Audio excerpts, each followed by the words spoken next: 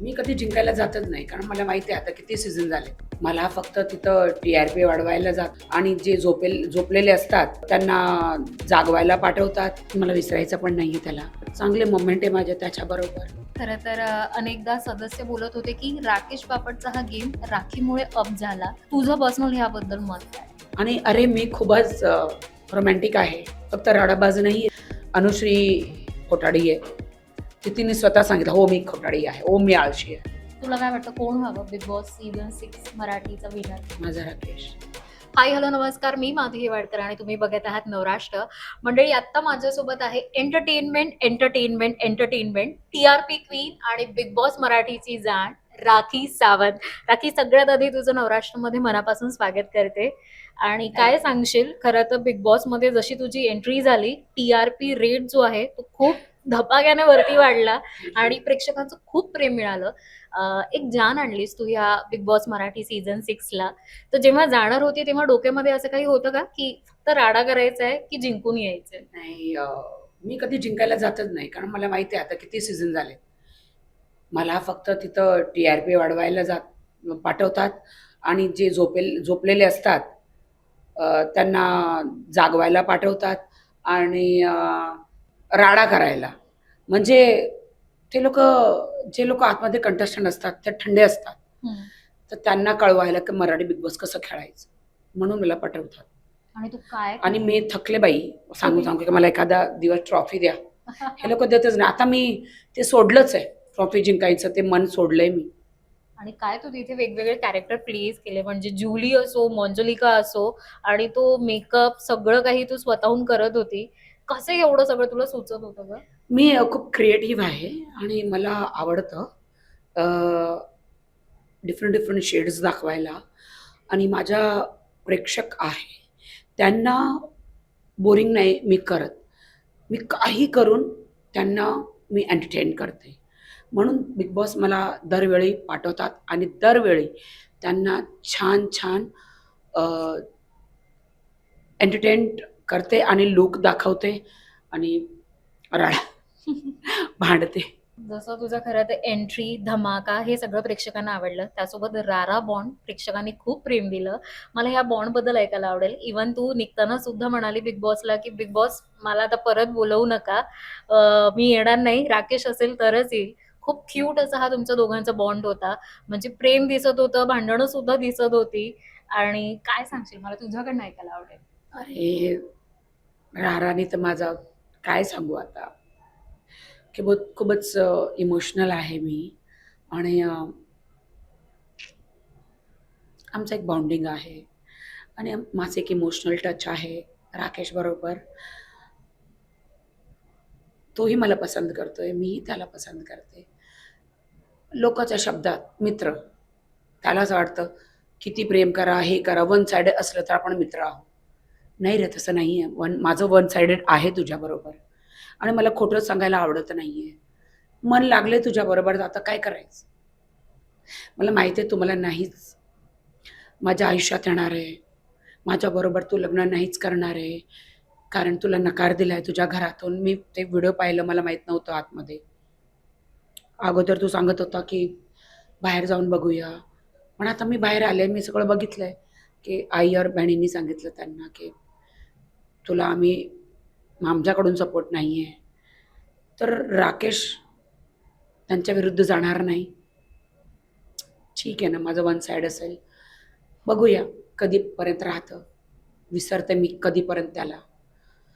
मला तर नाही वाटत मी त्याला विसरू शकत आहे. पण मला विसरायचं पण नाही आहे त्याला. पण चांगले मोमेंट आहे माझे त्याच्याबरोबर. डोळे खोलायचे की तो दिसायचा. अर्ध्या रात्रीही असू द्या, रात्री 2 वाजता पण डोळे खुलले. आमच्याकडे वेळ तर नव्हता. कधी माझे डोळे खुलले की तो माझ्यासमोर होता. 2 महिने 15 दिवसात तेच काढले मी. तर त्याला विसरू कसं शकते मी? 24 तास माझ्या डोळ्यासमोर. मी नाही विसरू शकत. पण नक्की खरं तर तुझ्या लाईफमध्ये बिग बॉसचे अनेक सीझन असो किंवा तुझं खरं आयुष्य असो, अनेक व्यक्ती आले आणि गेले. राकेशच्या बद्दल अशी कोणती गोष्ट होती की ज्याने ते तुझं मन जिंकलं गेलं आणि तू प्रेमात पडली? असं काहीच नव्हतं. खरं सांगू तर असं काहीच एवढं काही खास केलं नाही. पण त्याने थोडीफार माझी काळजी घेतली. म्हणून सॉफ्ट कॉर्नर माझा दिसला आणि मी पण त्याची काळजी घेतली. छान बोलतो तो. आमचे राडे पण किती झाले, आमचे भांडण पण खूप झाले एकामेकांवर. पण किती भांडण करून पण तो मला सॉरी सांगायचा, मला जसं बघायचा. You miss everything. मन रडतंय माझं, अश्रू येतात. कसं ना, कितकी मोठी अभिनेत्री आहे मी, तरीही जे आपल्याला पाहिजे ते नाही भेटत. आपलं प्रेम अधुरं राहतं. किती दुःखाची गोष्ट आहे ही. आपण त्याला प्रेम करतो वन साइड, आणि ते आपल्याला करू शकत नाही कारण त्याची मजबुरी आहे. तो वेगळा मुलगा आहे आणि खरं सांगणारा मुलगा आहे, जेंटलमॅन आहे. राकेश बापट छान आहे मुलगा. फिरवत नाही कोणाला. खरं सांगतो की माझ्या आयुष्यात दुसरी कोणी आहे, मी त्याला शब्द दिलाय. राखी तू मला आवडतेस, पण तू उशिरा भेटली आहे, ठीक आहे ना. तू तुझं मन माझ्यावर लावू नकोस. नाही होणार आहे. मी सांगितलं तुला काय करायचं, मला रडू दे. माझं वन साइड आहे. मला तुला बघून खुशी वाटते, असू दे रे. तो सांगतो कशाला तू हे सगळं करतेस, स्वतःला का तू सतवतेस. मला नाही आवडत त्याच्याजवळ कोणी आलं की मग माझा राग दिसतो, मग मी केस कापते, मी हे करते, मी ते करते. मग त्याला गेलं माझ्या डोळ्यासमोरून जा. आता तो परत येणार, मी दुबईला पळून जाणार, मी नाही येणार त्याच्यासमोर. तो बिग बॉसच्या घरातून बाहेर आला की तू भेटणार नाही त्याला? माहित नाही काय करू भेटून, तुम्ही मला सांगा. भेटली की आणखी मला माझं मन, माझा जीव तडपडणार. तो माझ्या आयुष्यात येऊ शकत नाही. म्हणजे तसं का जगायचं. त्याने दुसऱ्यांना शब्द दिलाय. एकतर्फा प्रेम आहे माझा, नो डाऊट, पण प्रॅक्टिकल जगायचं असतं, तो माझा होऊ शकत नाही. कधी कधी असं वाटतं की एखादं रिलेशनशिपमध्ये राहायचं. मी पण बाई माणूस आहे, मला पण जीव आहे. माझं पण घसट काय घटस्फोट झालेला आहे, त्याचं पण झालेलं आहे. त्याला मी खूप आवडते. त्याला असं वाटतं की ही खरी मुलगी आहे, अपफ्रंट आहे. मी त्याला सांगितलं हे बघ, हा बिग बॉस आहे, मला इथं जज करू नकोस. इथं मी कशी वागते, बाहेर मी डिफरंट वागते. इथं माझा गेम आहे, बाहेर गेम नसतं. मला जज करू नकोस. गेमचा विषय निघाला खरं तर. अनेकदा सदस्य बोलत होते की राकेश बापटचा हा गेम राखीमुळे अप झाला. तुझं पर्सनल ह्याबद्दल मत काय? तर काय झालं, हो तो आतमध्ये थंडा होता. मी गेले तेव्हा कोपरा पकडलेला त्याने, काय दिसतच नव्हता. मी आल्यापासून माझं रोमॅन्टिक अँगल बाहेर आलं. वन साइडेड सायको गेम असतं ना, वन साइडेड, त्याला पॉझिटिव्हनेस माझं.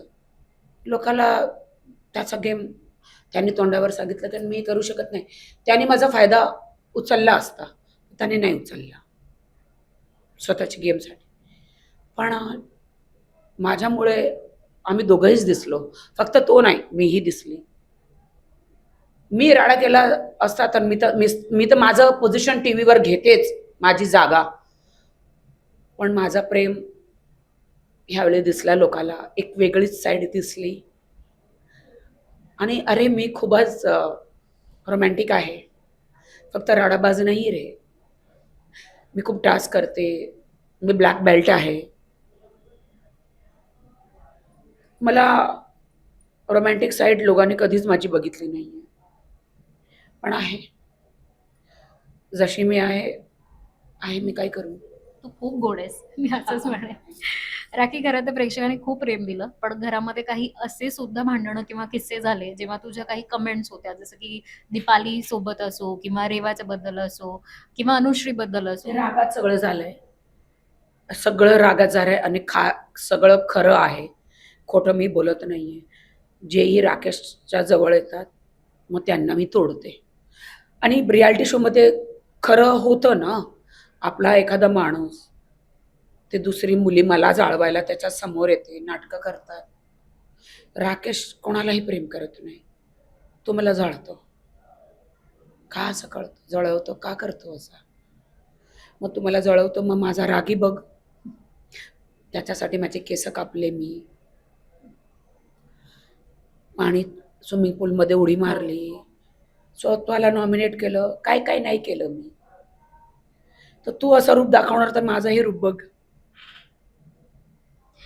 सध्या राखी, आता घरामध्ये जे चित्र दिसतंय की तन्वी आणि अनुश्री ह्या दोघांमध्ये टफ फाईट होताना दिसते. तन्वी अनेकदा बोलते की आता जेव्हा रेवा इविक्शन झालं तेव्हा तन्वीचं म्हणणं होतं की खोटं बोलतात हे लोक, किंवा धक्काबुक्की झाली, हे लोक विन नाही झाले पाहिजे. तर अनुश्री म्हणते की फेक कॅरेक्टर तन्वीने पकडलंय ह्या संपूर्ण ह्या बिग बॉस मध्ये. तन्वी आणि अनुश्री बद्दल काय सांगशील? हे बघा, मला माझं गेम बरं वाटतंय. ह्यांचे सगळ्यांचे नाटकं आहेत. खरा चेहरा आत्तापर्यंत कोणी दाखवला नाहीये. पहिला डिफरंट चेहरा होता, आता डिफरंट चेहरा आहे. त्यांचं खरं काय आपल्याला कळत नाहीये. हे कॅमेऱ्यावर डिफरंटच वागतायत, डिफरंट सगळं करतायत कॅमेऱ्यावर. तर आणि असं असायला पण पाहिजे. घरात सगळं शांत असतात, पण कॅमेऱ्यावर खोटं खोटं भांडतात, रडतात. आम्ही तसंच करतो. पण माझं काय, माझं तर मी खरीच आहे. माझं खरी काय, माझं सगळं इमोशन लोकांना मी दाखवते. अनुश्री खोटाडी आहे. तिने स्वतः सांगितलं, हो मी खोटाडी आहे, हो मी आळशी आहे. ती खरं सांगते, ठीक आहे. ती स्वतःला असं दाखवते, मग ठीक आहे. तिचा तसा गेम आहे. सगळ्यांचे गेम वेगळे असतात.